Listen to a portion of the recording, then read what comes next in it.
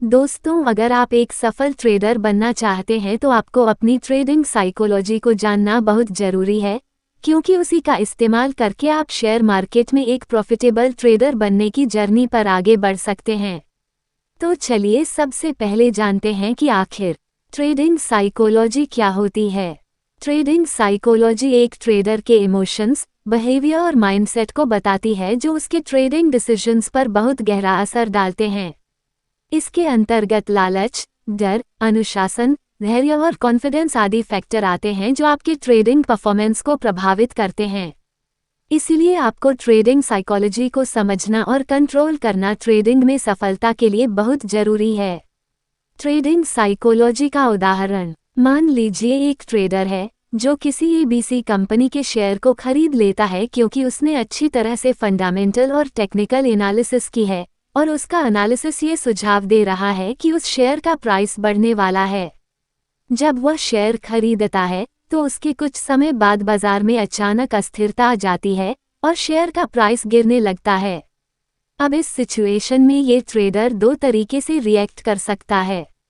एक, डर और घबराहट। शेयर नीचे जाने पर जैसे ही उसे अपने पोर्टफोलियो में थोड़ा बहुत लॉस दिखता है तो उसे डर लगने लगता है और अपने ऊपर डाउट हो जाता है कि कहीं उसने गलत शेयर को तो नहीं खरीद लिया है, और इसी डर के चलते वह थोड़ी ही देर में उस स्टॉक में लॉस बुक करके बाहर निकल आता है।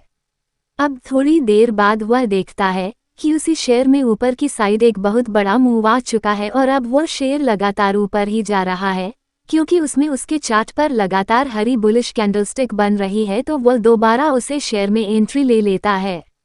लेकिन जैसे ही वह एंट्री लेता है उसके थोड़ी ही देर बाद में शेयर कुछ देर और ऊपर जाने के बाद अचानक गिरने लगता है और वह ट्रेड दोबारा लॉस में आकर उस शेयर को बेच देता है। और ऐसा 90% से ज़्यादा ट्रेडर्स के साथ होता है।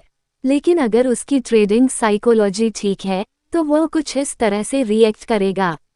2, धैर्य और अनुशासन। शेयर प्राइस नीचे जाने के बावजूद भी वह ट्रेडर उसे शेयर को नहीं बचेगा, क्योंकि सबसे पहली बात उसने उसे शेयर पर पहले ही एनालिसिस की हुई है और दूसरी बात उसे पता है कि बाजार में अस्थिरता यानी उतार चढ़ाव होना आम बात है।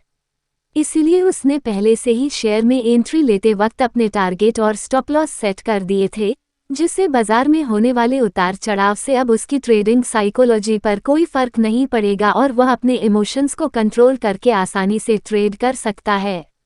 तो यहाँ पर दूसरा रिएक्शन एक सही ट्रेडिंग साइकोलॉजी का अच्छा उदाहरण है, जहाँ ट्रेडर ने अपनी भावनाओं को नियंत्रित किया और अपने प्लान को फॉलो किया, जबकि पहला रिएक्शन एक उदाहरण है ट्रेडिंग साइकोलॉजी की गड़बड़ का, जिसने ट्रेडर का निर्णय प्रभावित किया।